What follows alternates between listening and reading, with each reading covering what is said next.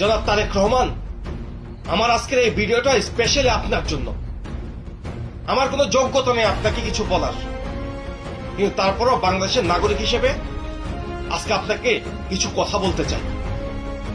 আমরা না এই বাংলাদেশটাকে একটা ইনসাফ ভিত্তিক বাংলাদেশ দেখতে চাই। সবার অধিকার থাকবে, সবাই সবার সমালোচনা করবে, সবাই সবার দায়িত্ববোধ থেকেই এই দেশটাকে আগায় নিয়ে যাওয়ার জন্য কাজ করবে। কিন্তু আর গতকালকে আসন্ন ত্রয়োদশ জাতীয় সংসদ নির্বাচনে মানিকগঞ্জ ৩ আসনে স্বতন্ত্র প্রার্থী আতাউর রহমান আতাকে জেলা রিটার্নিং কর্মকর্তা ও জেলা প্রশাসনের কার্যালয় থেকে ধাক্কা মাইরা বের করে দিচ্ছে আপনার বিএনপি মনোনীত প্রার্থীর সমর্থক এবং বিএনপি নেতারা।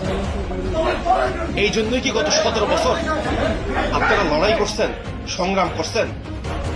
আপনাদের তো গত ১৭ বছরের যতগুলো মিটিং চোখে পড়ছে, প্রত্যেকটা মিটিং এ দেখছি আমরা কথায় কথা বলছেন গণতন্ত্র ফিরে আনতে হবে, ভোটাধিকার ফিরে আনতে হবে, সবার অধিকার ফিরে দিতে হবে, এই জিনিসগুলোই তো বলছেন। তাহলে গতকালকে কেন এই ঘটনা ঘটলো? আপনার নজরে কি এই ন্যাক্কারজনক ঘটনাটা কি পড়ে নাই?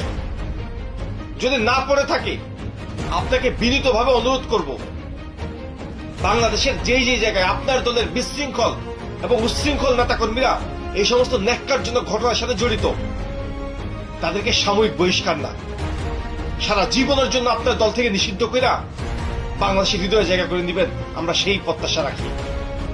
বাংলাদেশে প্রতিহিংসার রাজনীতি আর দেখতে চাই না। এক প্রতিহিংসার রাজনীতি করতে করতে গত ১৫ বছর হাসিনা বাংলাদেশটারই একটা মিনি কারাগারে পরিণত করছিল। বিএনপি জামায়াতের হাজার হাজার নেতাকর্মী ঘর ছাড়া ছিল, পরিবার ছাড়া ছিল, অনেকেই গুমের শিকার হয়ে এই দুনিয়া থেকে পরবারে পর্যন্ত চলে গেছে শুধুমাত্র রাজনৈতিক প্রতিহিংসার কারণে। আপনাকে বলতে চাই, আপনি যদি আগামীতে সরকার গঠন করেন, অন্তত আমরা কোনো ফ্যাসিবাদ সরকার পাবো না, সেই বিষয় একটু আশ্বস্ত করে যাবেন আমাদেরকে। আর আপনার নেতাকর্মীদেরকে এত উচ্ছৃঙ্খল না হওয়ার জন্য যেভাবে পারেন সেভাবে ট্রেন্ড করেন।